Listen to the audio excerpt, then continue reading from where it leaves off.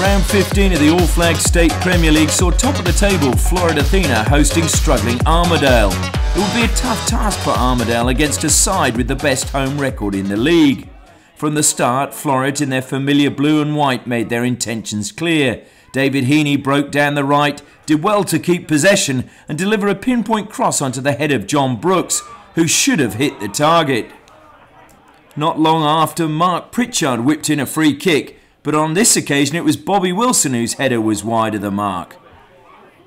In the 12th minute, and keeping the ball on the ground, Floreat swept out of defence into attack. Pritchard found Ludovic Boy, who played the perfect ball into the path of John Brooks, who outpaced the Armadale defence and rolled the ball past Sharrock to open the scoring.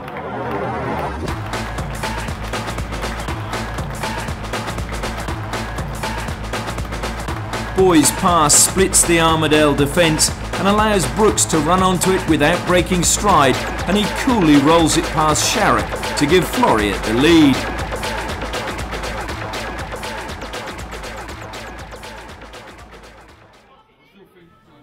Floreat was soon on the attack again when Armadale lost possession on halfway. Mickey Roberts picked out Heaney on the left, but his first time effort went the wrong side of the post. Armadale did create openings of their own, but a shot from a half-cleared corner was easily dealt with by Brad Effie. It was from a Brad Effie clearance that Floreat possibly should have doubled their lead. The ball fell to Brooks, who played it to the edge of the penalty area where it was touched back to Heaney, who played a superb ball to the back post, having spotted the run of Boy, but he just failed to make contact. Floreat continued to attack in the second half, searching for that second goal to give them a buffer. And when Roberts cut inside Blake Adams, he shot from the edge of the box, but his effort was pushed out for a corner. Soon after, Heaney received the ball on halfway for Floreat. He squared to Roberts, who laid it off to Pritchard, who returned it to Heaney. A shimmy of the hips sent the defence the wrong way, and he played the ball into the path of the overlapping Jack Allen, who crossed, only for Pritchard's header to rebound off the crossbar.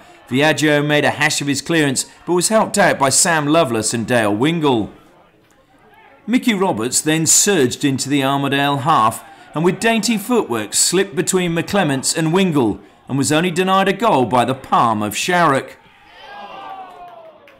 Armadale were defending valiantly, and no greater example was from a Heaney corner, when McClements and Wingle failed to clear, Blake Adams blocked on the line, and Viaggio cleared Pritchard's shot on the turn.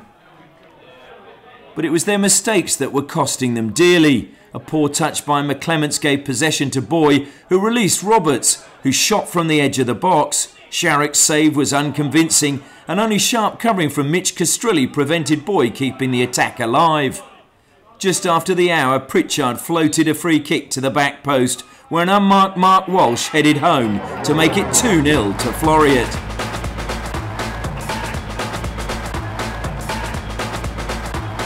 Armadale's defence just stands and watches the ball float to the back post, giving Walsh the easiest of finishes and leaving Sharrock no chance whatsoever. Sharrock was alert at the edge of his box minutes later, but when the danger looked to have been averted, an underhit back pass by Castrilli was intercepted by Boy, who pulled the ball back for Heaney and was only denied by a sharp save from Sharrock. Armadale did have a chance to pull a goal back when good interplay in the middle of the park saw Blake Adams released down the left, but good defensive pressure forced him to shoot early and straight at Effie. Floreat, however, was soon back in the groove. Good work by Boy and a dummy from Pritchard, so the ball played into substitute Benny Carvalho, but he shot straight at Sharrock with the goal at his mercy. Armadale should have pulled the goal back, but simply took too long on the ball. Castrilli eventually crossed to the back post, but Tavanese's delayed shot allowed Effie to come off his line and block. Longcar beat Francis to the ball, and eventually Smith cleared for Floreat. Just minutes later, Sharrock had to be at his best to tip over a deflected effort from Walsh that would have given Floreat a third. When the final whistle sounded, Floreat Athena were the victors and stay on top of the league on goal difference. Yeah, so yeah, a lot of chances, a lot of possession, and the keeper kept them in the game. But was there any message at half-time that actually lifted the boys a bit more? Yeah, I just said to the boys just to be a little bit more composed in the final third. I thought we were just rushing our chance options. So it was just to be a little bit more composed and just make sure we hit the ball on target most of the time. So yeah, we made him work, and he obviously worked hard for his performance. So it was pleasing at the end that we were able to get that comforting second goal. It seemed like a couple of niggles and a couple of injuries. Any concerns? No, just little knocks. You're always going to expect that against Armadale. They're a rough, tough team to play against, and we were up for it. And no major injuries, no, just little ones. So now going into next week against Inglewood, obviously top of the table clash, both on equal points and first and second. So what's this week going to be like? Yeah, look, I believe Inglewood won as well too. So they took on Balcatta and beat them. So yeah, we'll be ready for them. Obviously, we'll assess how our team pulls up over the week, and nothing changes for us.